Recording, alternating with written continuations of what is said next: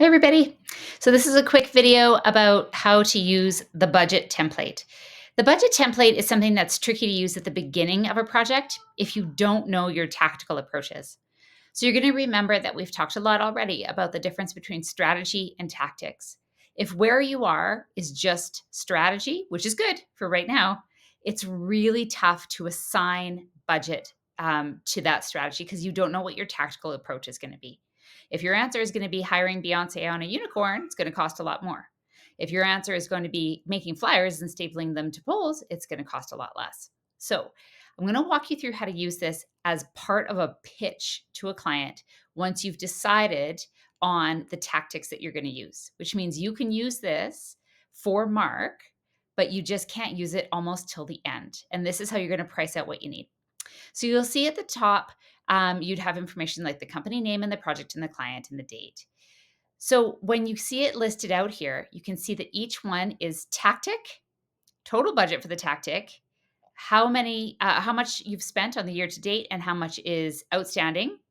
And then when it's broken into Q1, 2, 3, and 4, these are the quarters of the year. So Jan through March, April through June, those kinds of splits. When we list our tactics, we might list something like Instagram is a tactic that we might use. That might be tactic number one. Let's say we have allocated $2,000 to Instagram, and then we would be tracking how we spent it. The way that we would be allocating this money would be how much it's costing us in treasure to send that over and make that happen. So you remember we talked about time, talent, and treasure? This is not a time tracking budget yet. This is a treasure tracking budget. So you need to know, what are you going to have to pay for? So in a tactic like Instagram, you'd be paying for ad push, you'd be paying for increased saturation, you'd be paying for attention. You're buying attention, essentially. You're making sure it gets into the right feeds. That would be your spend. You'd calculate how much that's going to be, and then you calculate where you're at to date and whether you're over or under. Other things you might want to put in there, though, that are supportive of tactics, so that might be additional line items under cost for that tactic, might be that you need to hire a photographer. That's going to cost a certain amount of money. You'd list it and you'd figure out when that was going to come into play as a cost. Or you might need to hire a copywriter. You might need to hire a social media coordinator. Those would all go under that general tactic. So each tactic has a series of associated costs for it. The way I think about it is sort of like planning a party. So if you are planning a party and it is a dinner party, you have your project is the dinner party.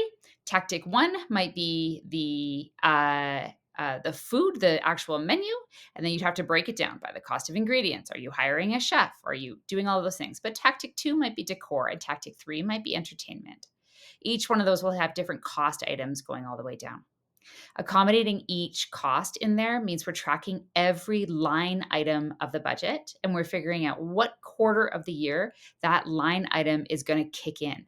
Is it spread out evenly over the year, or is it all concentrated at the beginning or the end or the middle?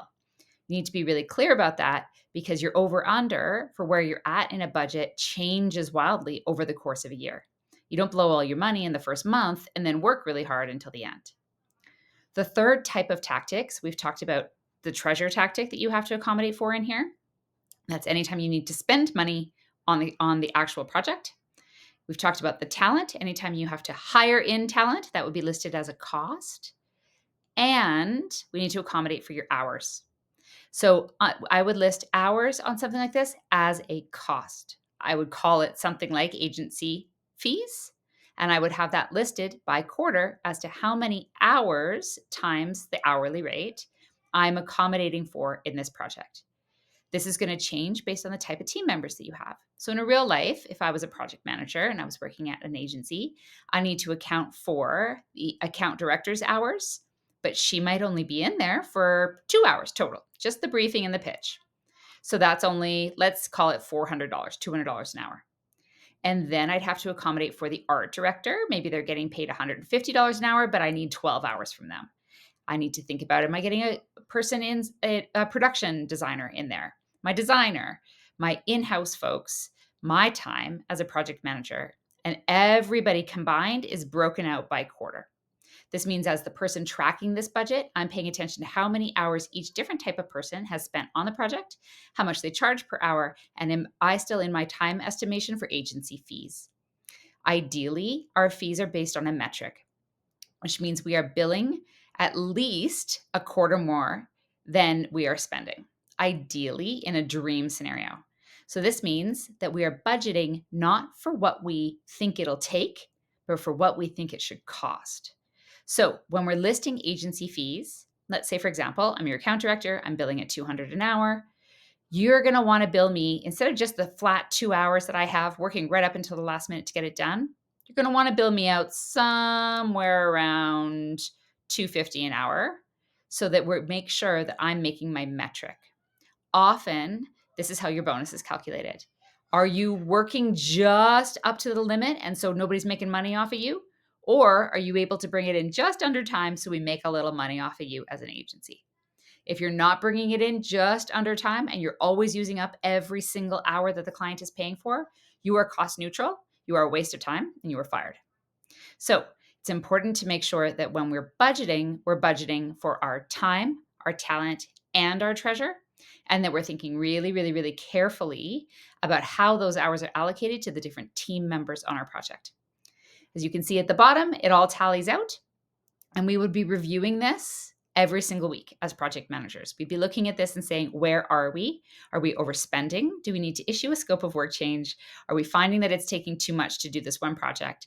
Do I need to have a chat with my design team and say, you guys are over, it's time to call it, this is the end, you need to submit? Or can I give them a little bit of extra time because I've got a little bit of extra money in the budget? This is a living document, but we can also use it to pitch what we think the anticipated costs are of a project to the client. Okay, thanks very much, everybody.